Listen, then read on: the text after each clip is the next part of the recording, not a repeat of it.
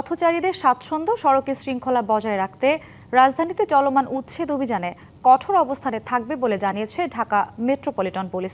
রমনা বিভাগের আওতাধীন Anandabazar, Dhaka medical college হাসপাতাল এলাকা এবং গুলশান সহ বিভিন্ন স্থানে পরিচালিত অভিযানে ফুটপাতে মালামাল রাখার দায়ে বেশ কয়েকটি প্রতিষ্ঠানকে জরিমানা করা হয়েছে।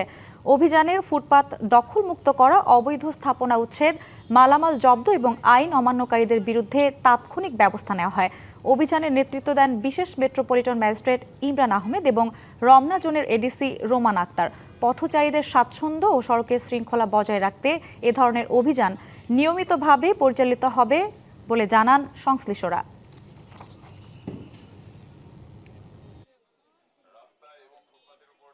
ডিএমডি যে বিজ্ঞপ্তিটা দিয়েছি, বিজ্ঞপ্তিতে বলা আছে যে স্থায়ী দোকানের সামনে যে এক্সটেনশনগুলো আছে, বর্ধিত অংশগুলো কোনোভাবেই করতে হবে। যাদের দোকান আছে তারা দোকানের মধ্যে থেকে ব্যবসা করবে, দোকানের বাইরে কোনো টেবিল, কোনো চুলা এই টাইপের কোনো কিছু বাইরে এনে ব্যবসা তারা করতে পারবে না। আজকে সকালেও আমরা এটার অল্টারনেট আরেকটা অভিযান দিয়েছি কন্টিনিউশন রাখার জন্য। অলরেডি অভিযান করে আমরা আমাদের ছবি এবং ভিডিও আমাদের যথাযথ কর্তৃপক্ষকে আমরা প্রেরণ করেছি এবং এই অভিযানের ধারাবাহিকতা বজায় থাকবে ইনশাল্লাহ। 200-র বেশি সার্ভিস ও ফিচারে লেনদেনের সব বিকাশ অ্যাপে সম্ভব।